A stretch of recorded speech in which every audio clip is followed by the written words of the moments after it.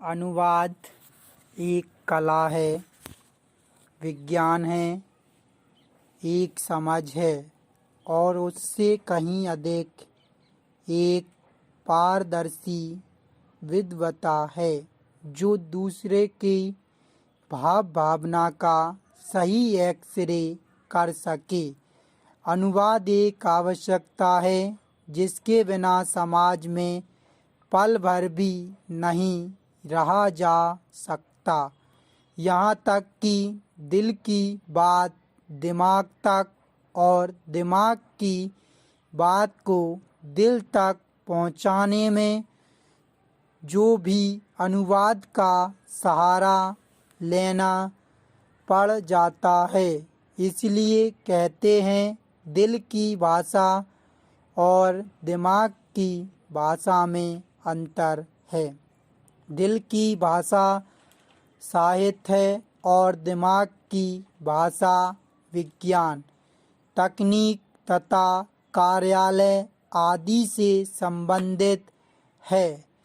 College से निकलकर कार्यालय में घुसते ही यदि किसी स्नातक से पूछा जाए हाफ मार्जिन क्या है तो उसका उत्तर होगा पूरे मार्जिन का आधा, जबकि हाफ मार्जिन एक रजिस्टर होता है क्योंकि वह स्नातक दिल की भाषा से दिमाग की भाषा में सही अनुवाद नहीं कर सका तो उपहास का पात्र बन गया। कई बार अर्थ का अनर्थ भी हो जाता है। अतः अनुवाद एक साधारण प्रचलित शब्द भले ही हो, परंतु इस पर अधिकार असाधारण शिक्षित व्यक्ति का ही होती है। इसमें दो राय नहीं है। पैरा अनुवाद एक भाषा से दूसरी भाषा में होता है।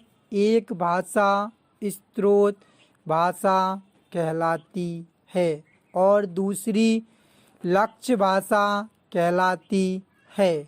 स्रोत भाषा से लक्ष्य भाषा तक पहुंचना इतना सरल काम नहीं है जितना कि आम व्यक्ति की धारणा है। कार्यालय में स्रोत भाषा के कई रूप होते हैं। उदाहरण के तौर पर वैज्ञानिक भाषा, तकनीकी भाषा, कार्यालयीन भाषा तथा तीनों की मिलीजुली भाषा है।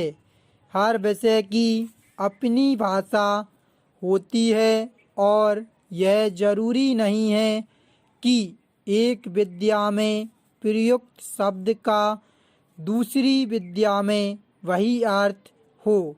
अतः शब्द के माध्यमों से विषय का गंतव्य और लेखक मंतव्य जानना और फिर उसी बात को लक्ष्य भाषा यानी जिस भाषा में अनुवाद किया जाना है में लिखना और वह भी उस तरह से कि उसकी संप्रेषणीयता में कमी ना हो, रुकावट ना हो, भावों की लुप्तता ना हो।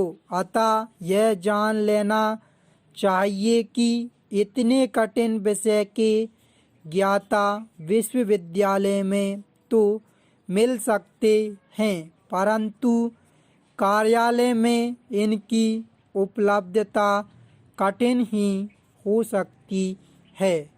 कार्यालयों में हिंदी की समस्या का आरंभ यहीं से होता है।